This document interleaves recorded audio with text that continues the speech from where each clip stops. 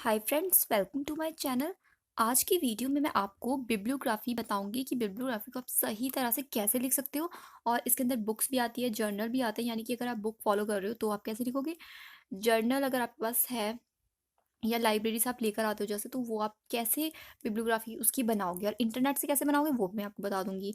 वैसे ही complete NCP का format है, तो ये भी अगर आप देखना चाहते हो तो प्लीज़ मुझे ज़्यादा से ज़्यादा कमेंट करो ताकि मैं इसकी वीडियो अपलोड करूँ आपके लिए नेक्स्ट वीडियो। बिकॉज ये कंप्लीट एनसीपी का खाली फॉर्मेट है जिसमें आप समझ सकते हो कि कोई भी एनसीपी कैसे बनाया जाता है किसी भी सब्जेक्ट का। सिवाय मेंटल हेल्थ का एनसीपी थोड़ा डिफरेंट बनता है, बाकी तो इसी तरह से बनेगा। अब आप देख लो, मैं आपको समझा देती हूँ। तो ये मेरी बुक है, इस बुक के साथ में ही मैं आपको समझाऊंगी। ये मेरी बुक है, ये फॉर्मेट है और पढ़ाई हो रही है। Just kidding. तो देख लीजिए, अगर आपके पास बुक है और आप बुक फॉलो कर रहे हो, एनसीपी बना रहे हो और चाहे कुछ भी बना रहे हो, सिर्फ नर्सिंग स्टूडेंट के लिए नहीं है, सबके लिए है। जो भी पढ़ाई करते हैं बच्चे, बिब्लियोग्राफी तो उनको आनी ही चाहिए। सबसे पहले आपको क्या करना है, बुक अगर आपके पास है, नेम ऑफ द ऑथर, ठीक है, और ऑथर इन अल्फ़ाबेटिकली ऑर्डर। मतलब इसको रहने दो, आप अभी सुनो। बिगिनिंग विद सरनेम, यानी कि आपको सबसे पहले जो भी राइटर है, ऑथर है जिसने बुक बनाई है, उसका नेम लिखना है। जैसे ये के पार्क है, ठीक है, कम्युनिटी की बुक है, के पार्क इनका ऑथर है। तो आप कैसे लिखोगे, अभी आपको ये समझना होगा। बिगिनिंग विद सरनेम, तो आपको पार्क के करके लिखना होगा, ठीक है। और मैं आपको लिख कर भी बताती हूँ। ये देखिए, हम लिखेंगे नेम ऑफ द ऑथर, जैसे बुक में लिखा था वैसे ही लिखना है आपको। पहली चीज़ आपको क्लियर हो गई, नेम ऑफ द ऑथर हमने लिख दिया बुक का, ठीक है। उसके बाद क्या लिखा हुआ है आप देखो, विद सरनेम, तो जितना नाम था हमने लिख दिया। नाम क्या था, के पार्क, और हमने क्या लिखा, पार्क की, यानी कि इन्होंने उल्टा लिखना होता है एक्चुअली में। बिगनिंग यानी कि स्टार्टिंग सरनेम से करनी होती है।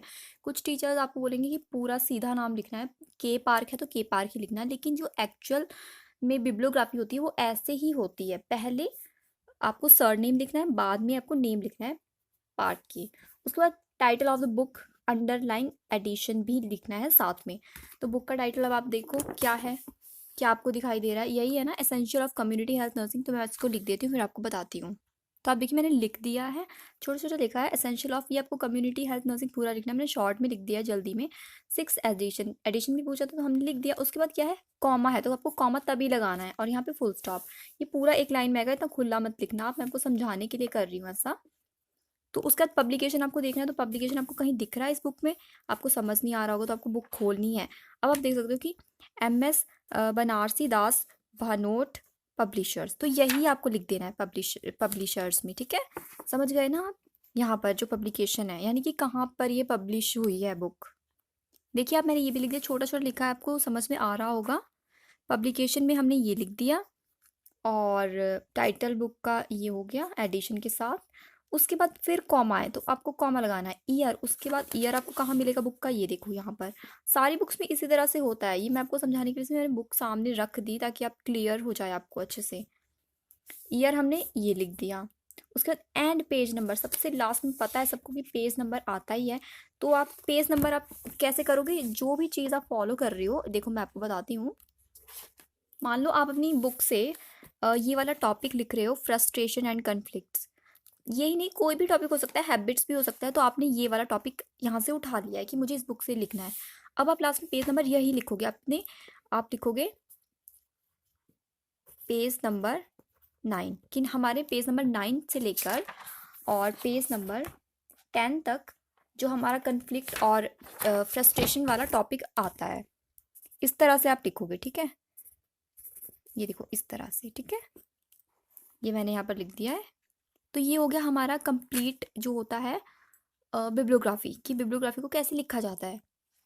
तो आपको क्लियर हो गया होगा, बहुत इजी है, कुछ भी मुश्किल नहीं है। इसी तरह से आप सारी बुक्स की बिब्लियोग्राफी लिख सकते हो। ये तो एक बुक थी, जितनी भी बुक्स आप लेते हो, फॉलो करते हो, सबकी इसी तरह से बिब्लियोग्राफी आएगी।